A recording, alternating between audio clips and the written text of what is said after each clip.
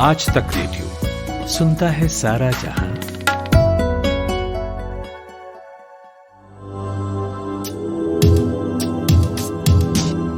Corona ने कब हमें लॉक और अनलॉक के दौर में पहुंचा दिया मालूम ही नहीं पड़ा। कहीं एक लॉक खुलता है तो फिर कहीं ताला बंद हो जाता है आदमी। अनलॉक 3 के बीच हिमाचल प्रदेश में 3 अगस्त तक कंटेनमेंट जोन में लॉकडाउन बढ़ा दिया गया है। नमस्कार, मैं हूं माधुरी। आज तक रेडियो का पॉडकास्ट कोरोना कवरेज लेकर हाजिर हूं। हम विश्व भर में कोरोना से जुड़ी खबरें आपको यहां एक साथ लाकर सुनाते हैं।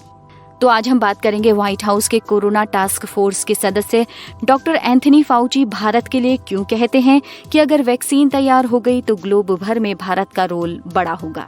क्या है आखिरकार हर्ड इम्यूनिटी का सच? नन्हे बच्चों में कोरोना वायरस का खतरा बढ़ रहा है। शिकागो में की गई स्टडी पर बच्चों के डॉक्टरों का क्या कहना है, ये भी जानेंगे। और बात करेंगे ईशान से, जिन्होंने कोरोना वायरस के छक्के छुड़ाकर फिर से जीवन के फील्ड में वापसी की। इन सब से पहले हेडलाइंस।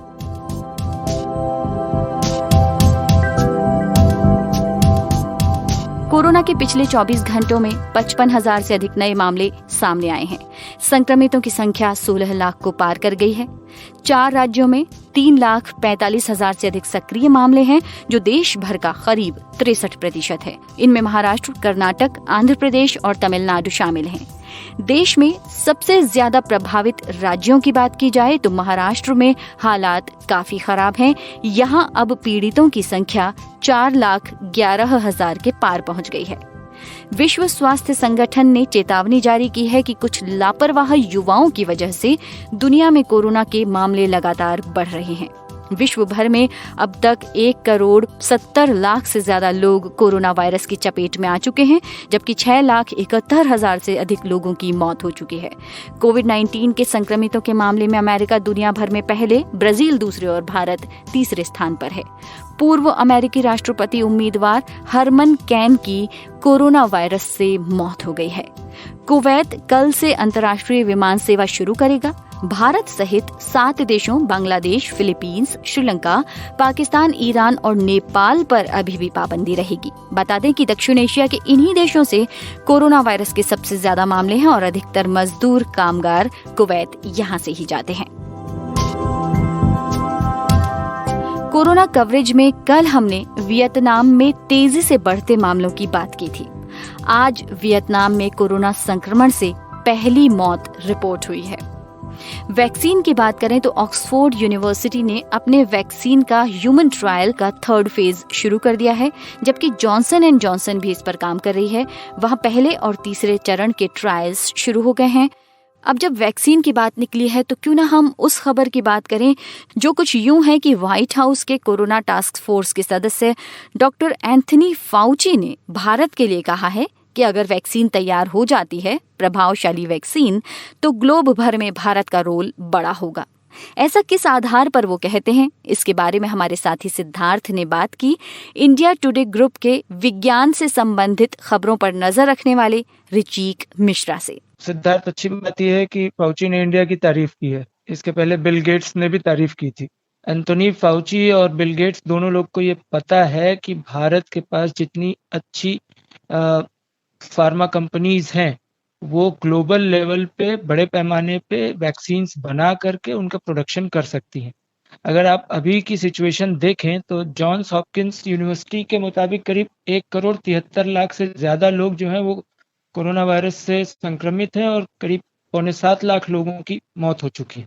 जब 1,73,00,000 लोग पेशेंट हों पूरी दुनिया में, तो इतने लोगों को दवाई जल्द से जल्द पहुंचाने के लिए ऐसी फार्मा कंपनीज चाहिए जिनका प्रोडक्शन लेवल बहुत अच्छा हो। तो भारत में एस्ट्राजेनेका है, सीरम इंस्टीट्यूट ऑफ इंडिया है, भारत बायोटेक्नोलॉजी है, ऐसी कई दर्जनों कंपनियां हैं जो दवाइयां बनाने को तैयार हैं, बशर्ते जिस भी देश में वो वैक्सीन बनती है उस वैक्सीन का फॉर्मूला यहाँ पे आए और उसको तुरंत बनाने के लिए लगा दिया जाए। ये मान के चलिए कि 1 से 2 महीने में पूरी दुनिया भर में प्रोडक्शन करके और पूरी दुनिया तक को दवाई पहुंचा दी जा सकती है। पर अगर इसमें फाउची ने एक और चीज का जिक्र करा है कि यूएस और मतलब एंग्लो इंडियन यूएस और इंडिया का जो करार है वैक्सीन का, वो पिछले 30 साल से है। हुँ। तो इस पे क्या कहना है आपका? देखिए, ये बहुत पुराना रिलेशन है। मेडिकल फ्रेटर्निटी में ऐसे रिलेशंस मेंटेन किए जाते हैं, इंटरनेशनल रिलेशंस होते हैं। और सिर्फ़ मेडिकल ही क्यों, साइंस, टेक्नोलॉजी, एजुकेशन हर सेक्टर में होता है। फाउची जिस इंस्टीट्यूट के डायरेक्टर हैं, national institute of allergy and infectious diseases, उसका भारत के आईसीएमआर के साथ एक अच्छा रिलेशन है और दोनों मिल कर के जो है वो 30 सालों से Indo US vaccine action plan चला रहे हैं। इस 30 साल में भारत और अमेरिका ने मिल करके hepatitis B, influenza, H1N1, SARS, MERS जैसी कई बड़ी बीमारियों की दवाइयाँ निकाली और उनका प्रोडक्शन किया है। यहाँ तक कि फाउची एचआईवी पॉजिटिव के लिए बहुत काम किया है फाउची ने। तो फाउची जो दवाइयाँ जो उन्होंने बनाई थी और उस समय अपने शुरुआती दौर में जो उन्होंने दवाइयाँ बनाई थी, उसमें भारत की कंपनीज़ में बहुत ढेर सारी एचआईवी से रिलेटेड दवाइयाँ बनी हैं। तो ये रिसर्च और डेवलपमेंट को लेकर के एक बहुत पुराना रिश्ता है। रिसर्च इंडिया में हो, डेवलपमेंट यहाँ पे हो या अमेरिका में रिसर्च हो, इंडिया में उसका डेवलपमेंट हो। डेवलपमेंट का मतलब है यहाँ पे प्रोडक्शन करना और प्रोडक्शन करके उसको सप्लाई करना। तो इंडिया थोड़ा-सा कॉस्ट इफेक्टिव भी है, ह्यूमन रिसोर्सेज़ भी आसानी से मिल जाते हैं और मशीनरी और टेक्नोलॉजी सारी है ही। जो हाई क्वालिटी की दवाइयाँ होती हैं, वो बड़े आसानी से यहाँ बन जाती हैं और उसका प्रोडक्शन बड़ा अच्छा होता है। और मेडिकल फ्रेटर्निटी और मेडिकल फैसिलिटीज़ की अगर बात करें तो इंडिया का नाम ऑलरेडी पूरे वर्ल्ड में फ़ेमस है। इसलिए ये 30 साल का रिलेशन जो है, ये फौजी इस संबंध को गिना रहे हैं और इसकी तारीफ़ कर रहे हैं। पर ऋषिक जी, जैसे अभी आपने भी कहा कि 1-2 महीने का समय है। रशिया हुँ, एक तरफ कह रहा है कि वो अगस्त में आपको किसी भी तारीख में अपनी वैक्सीन लॉन्च कर सकता है। पर जी। अगर डब्ल्यूएचओ की बात सुने, डब्ल्यूएचओ कहता है कि अगले साल के पहले तो आप उम्मीद ही ना लगाएं कि वैक्सीन आ सकती है। तो ये बोल अलग-अलग कैसे जा रहे हैं? देखिए, जो रशिया की गवर्नमेंट ने कहा है या यूएस में अभी ये बात चल रही है, कई देशों में जहाँ पे लास्ट स्टेज पे हैं या उनका ये लग रहा है कि ये जल्द प्रोडक्शन शुरू कर सकते हैं, तो वो सबसे पहले फ्रंट लाइन हेल्थ वर्कर्स को दवाइयाँ दी जाएँगी। पहला डोज़ जो होगा उन लोगों को मिलेगा। तो वो आप 10 दिन में दे दो, वो आप 20 दिन में दे दो, आप लास्ट स्टेज में लगा कर के रखे हो, आप उसको अभी कल निकाल कर के आप बाँटना शुरू कर दो। वो उस देश की नीति निर्धारण जो संस्थाएँ हैं, वो निर्धारित करेंगी। लेकिन जो डब्ल्यूएचओ कह रहा है, वो एक इंटरनेशनल नॉर्म्स के तहत कह रहा है। किसी भी दवा को बनने में 3 बन करके और मार्केट में आने में 3 से 4 साल एवरेज लगता है। कोरोना वायरस एक इमरजेंसी सिचुएशन है। ऐसी सिचुएशन में डब्ल्यूएचओ, अमेरिका की जो सीडीसी है या भारत की जो आईसीएमआर है, ये सारी कंट्रीज़ मिल करके जल्दी से प्रोडक्शन करना चाहती हैं। तो हर कंट्री का अपना-अपना एक स्टैंडर्ड है कि हम इतनी जल्दी बना सकते हैं। ये एक दावा किया जा रहा है। पूरा कितना होगा ये कहना मुश्किल है, लेकिन डब्ल्यूएचओ का जो फ़ॉर्मूला वो बता रहे हैं, वो एक इंटरनेशनल प्रोसीजर है। दवा बनेगी, उस देश में उसको ऑथराइज़ किया जाएगा, फिर वो डब्ल्यूएचओ में ऑथराइज़ होगा। 3-4 देशों की उसमें डब्ल्यूएचओ में बहुत से देशों के लोग बैठते हैं, वो उसकी जाँच करते हैं। हाँ, कि अब ये दवा का साइड इफ़ेक्ट नहीं है, अब हम इसको मार्केट में ला सकते हैं। फिर वो देश किस देश की फ़ार्मा कंपनी के साथ डील करती है, किसके साथ मिल करके उस दवा का प्रोडक्शन करती है और वो प्रोडक्शन हो करके मार्केट में आने में 3-4 साल लगते हैं, ये नॉर्मल प्रोसीजर है। लेकिन बहुत जल्दी करते हैं तो अभी अगस्त आने वाला है, नेक्स्ट ईयर की मार्च-अप्रैल तक की बात कर रहे हैं, इतना टाइम लग जाएगा सारे इंटरनेशनल स्टैंडर्ड प्रोसीजर्स को कंप्लीट करने में। तो इसलिए सबके बोल अलग-अलग हैं और अपने यहाँ कोई भी निकाल करके दवाई ट्राई कर सकता है, वो उस देश की अपनी नीति हो सकती है। वैक्सीन का इंतजार तो हम सबको है।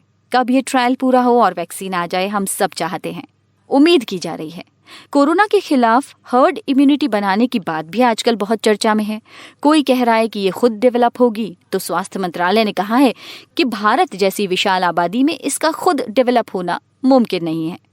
हमारे साथ डॉक्टर अविरल वत्स हैं। डॉक्टर साहब स्कॉटलैंड के ग्लासगो में रहते हैं और वहीं प्रैक्टिस करते हैं।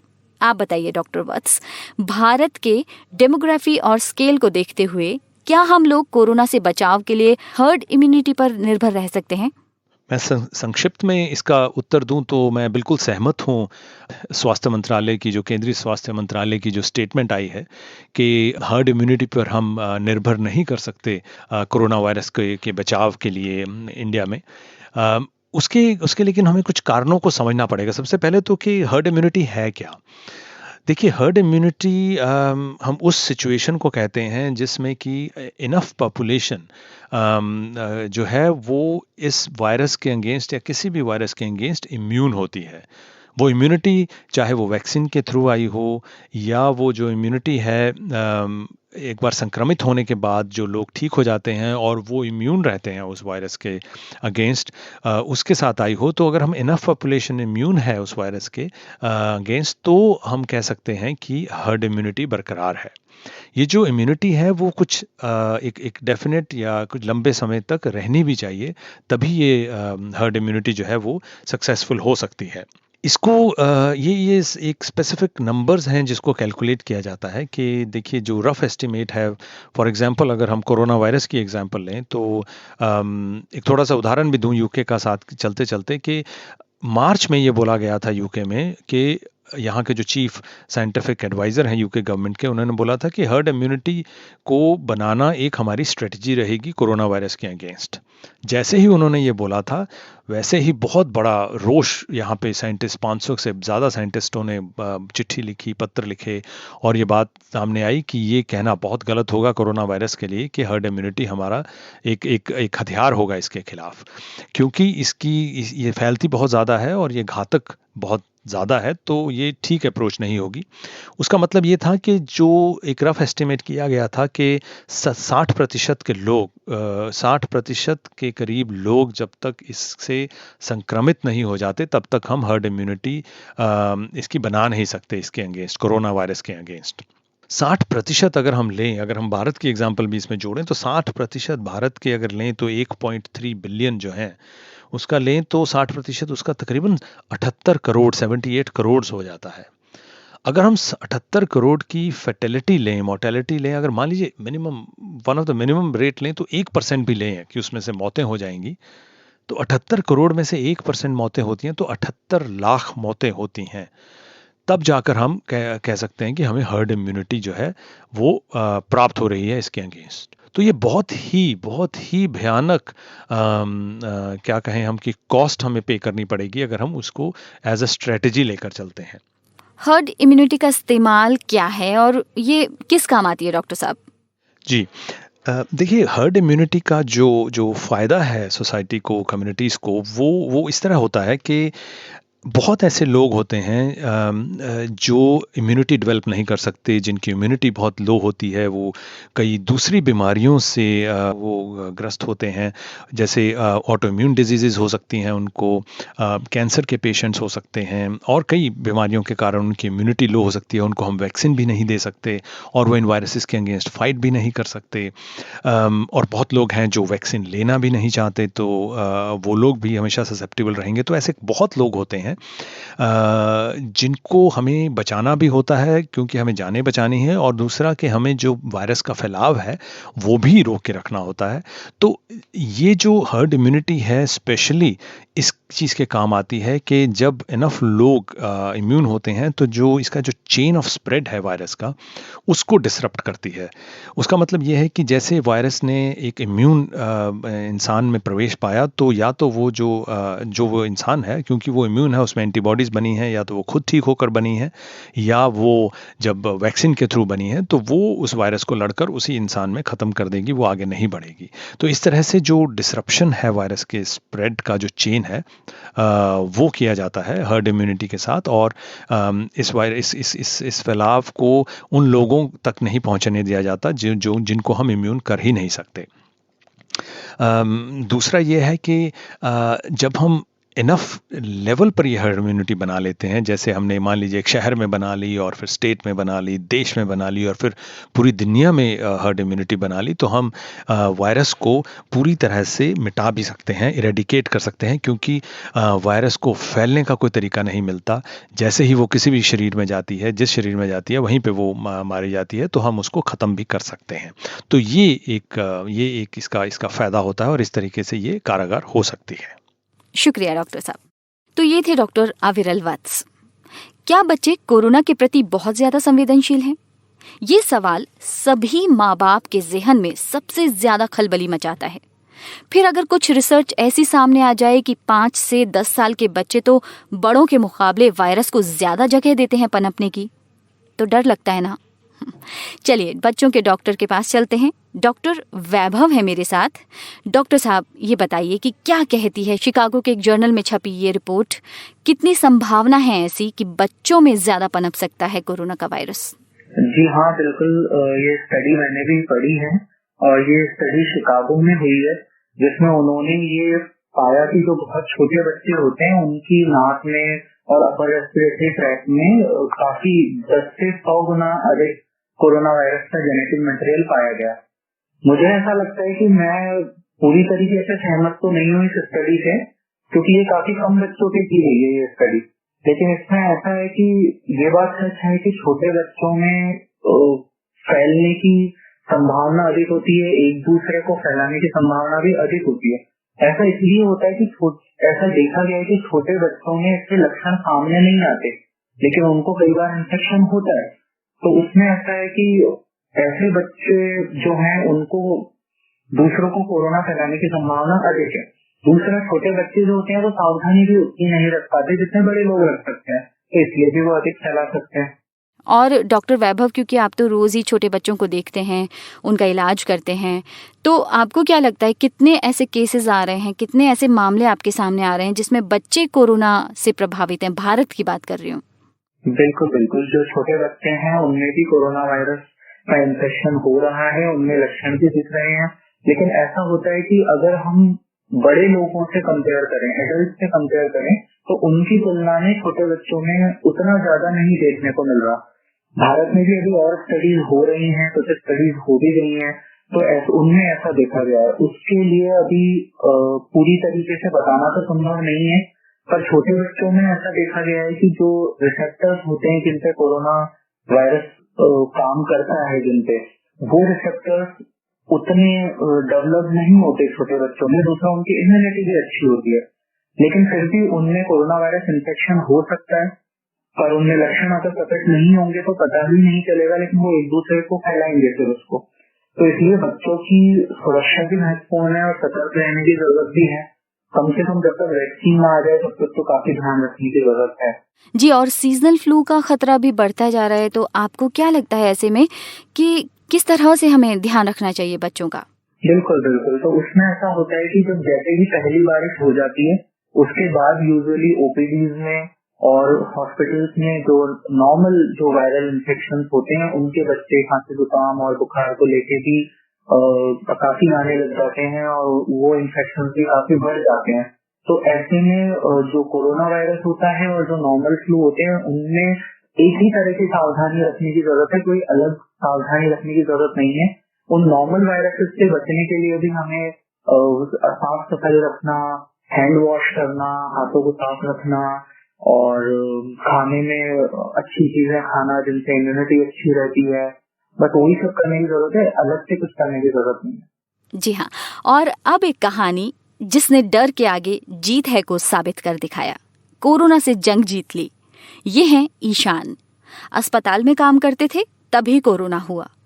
कैसे उन्होंने ये लड़ाई लड़ी, ये पूछा उनसे हमारे साथी सिद्धार्थ ने। मैं एक हॉस्पिटल में वर्क करता था as a pharmacist, Primus hospital New Delhi में। एंड फिर मैं डेली बेसिस पे वर्किंग करने जाता था। पूरे लॉकडाउन के अंदर ही मैं वर्किंग पे गया हूँ। फिर अचानक से मेरे को एक फीवर आया। पहले फीवर आने के बाद मेरे को थोड़े बहुत सिम्टम्स फील हुए, जैसे लाइक एनोस्मिया उसके अंदर होता है कि हमारा लॉस ऑफ टेस्ट हो जाता है, लॉस ऑफ स्मेल हो जाता है। सो फिर मैंने उसको 4-5 दिन तक अपने घर पे उसको नोटिस करा, उस सिम्टम को। फिर मेरे को उसके सिम्टम्स के लिए पढ़ा मैंने WHO की गाइडलाइंस को कि ये एक मेजर सिम्टम है। देन मैंने अपने डॉक्टर के पास एक विजिट करा। उन्होंने मेरे को बोला कि आपको कोरोना का टेस्ट कराना पड़ेगा। एंड देन मैंने उसके लिए टेस्ट कराया कोरोना का, एंड उसके बाद वो पॉजिटिव आया। तो जब टेस्ट पॉजिटिव आ गया उसके बाद क्या हुआ फिर? उसके बाद हुआ कि सबसे पहले तो जो मेरे कांटेक्ट में लोग आए थे 15 to 20 डेज के अंदर, मैंने उनको इन्फॉर्म करा कि आप लोग भी अपने लिए टेस्ट करा लीजिए, अपने डॉक्टर के पास विजिट कर लीजिए अगर आपको कोई सिम्टम्स आते तो। देन आफ्टर मैंने अपने जो रूल्स थे उसको फॉलो करा। जो WHO की जो गाइडलाइंस के अंदर उन्होंने बोला था आपको 14 डेज होम आइसोलेशन के अंदर रहना है, उसके अंदर रहा। देन मेरे पास गवर्नमेंट की साइड से फोन आने लगे डेट कि आपको कोरोना पॉजिटिव आया, आपको होम आइसोलेशन में रहना है। एंड 2 दिन बाद डॉक्टर का मेरे घर पे विजिट हुई। देन उन्होंने मेरे को सजेस्ट करा, गाइडलाइंस दी कि आपको कौन कौन सी मेडिसिन फॉलो करनी है, कौन सी मेडिसिन लेनी है, कितने ड्यूरेशन पे लेनी है। एंड उन्होंने मेरे को एक पल्स ऑक्सीमीटर भी प्रोवाइड करा as a free of cost for 14 days. तो ये 14 दिन का जो टाइम था आपका होम क्वारंटीन वाला, वो कैसे बीता आपका? मतलब उसमें क्या क्या किया आपने? जो स्टार्टिंग हुई डे फर्स्ट से तो थोड़ा नर्वस था मैं कि अब मेरे को 14 डेज एकदम अकेले रहना है, पूरे अपने फैमिली से अलग होकर एक रूम के अंदर अपने आप को क्वारंटाइन रखना है। तो स्टार्टिंग में थोड़ा नर्वस था, बट मेरे पास एक शेड्यूल था, मैं उसको फॉलो करता। जैसे सुबह 8 बजे उठ के मैं योगा करता था, देन आफ्टर मैं वार्म वाटर लेता था, लेमन के साथ मैं गर्म पानी लेने लगा। एंड उसके बाद मैं घर भी पे काढ़ा बना के मम्मी मेरे को देती थी, मैं वो पीने लगा। एंड देन आफ्टर मेरे को उसके बाद पूरा एक शेड्यूल था कि 12 बजे लंच करना है तो वही करना है, 3 बजे के बाद आपको फ्रूट्स खाने हैं, 4 बजे आपको स्टीम इनहेलेशन लेनी है, और मेडिसिन टाइम सारा फिक्स शेड्यूल इसके अंदर फॉलो करना पड़ता है, तब जाके इसके अंदर ये हमारा पॉजिटिव का नेगेटिव रिपोर्ट आई है। दिमागी रूप में भी काफी टफ रहा होगा आपके लिए, आपकी फैमिली के लिए? हाँ, दिमागी रूप में टफ है, क्योंकि एक ये पता है एक बहुत ज्यादा नोबल कॉज वाली है, जो बीमारी है बहुत ज्यादा नोबल कॉज है। एंड इसके अंदर जो फीलिंग होती है वो बहुत ही अलग लेवल की होती है, उसको एक्सप्लेन करना इतना आसान नहीं होता। उसके अंदर होता है कि आप एक रूम के अंदर बंद हो, आपके हाथ में बस आपका एक मोबाइल फोन होगा आपको, और आपको वो भी आप कितने यूज कर सकते हैं, और उसके अंदर भी आपको डर लगता रहेगा कि आपको कभी ज्यादा सिम्टम्स ना आ जाए, कभी आपको कुछ और प्रॉब्लम ना हो, बढ़ जाए, और हल्का से उसके अंदर ठीक भी आने लगता है, तो लगता है कि इसके अंदर ये मेजर कॉज होता है।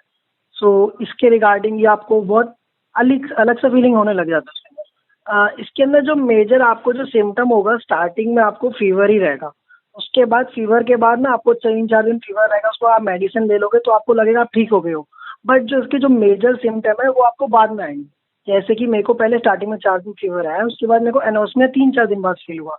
सो उसके लिए लोग क्या करते हैं कि वो स्टार्टिंग में सोचते हैं कि उनको फीवर आया, उन्होंने मेडिसिन ली, वो ठीक हो गए, बट वो उसको इतना सीरियसली नहीं लेते, कि उसको सोचते नहीं कि वो कोरोना होगा, और अगर उनको होता है तो वो बहुत लोग टेस्टिंग के लिए नहीं जा रहे हैं।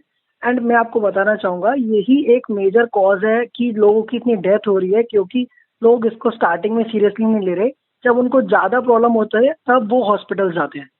तो ये एक मेजर फैक्ट है जो मैं सोचता हूँ, जो मैंने बहुत बार नोटिस भी करा है। एंड वही एक मेजर फैक्ट है कि आपको स्टार्टिंग से इसके लिए कंसर्न रहना पड़ेगा। अगर आप एकदम एंड मोमेंट पे जाओगे तो आपका टाइम वेस्ट होगा, उस टाइम को बहुत ज़्यादा रिकवरी के लिए बहुत ज़्यादा आपको प्रॉब्लम्स हो सकती है। बट स्टार्टिंग स्टेज में एकदम नॉर्मल रहता है। अगर आप करना चाहोगे रिकवरी के लिए, स्टार्टिंग स्टेज इज बेस्ट है, अगर आपको स्टार्टिंग में सीरियसली लिया है इसको। तो चलिए इस कहानी के नोट पर ही आज का कोरोना कवरेज यहीं समाप्त करते हैं। डर को लॉक करते हैं और अनलॉक करते हैं हौसला और खुद में विश्वास। नमस्कार।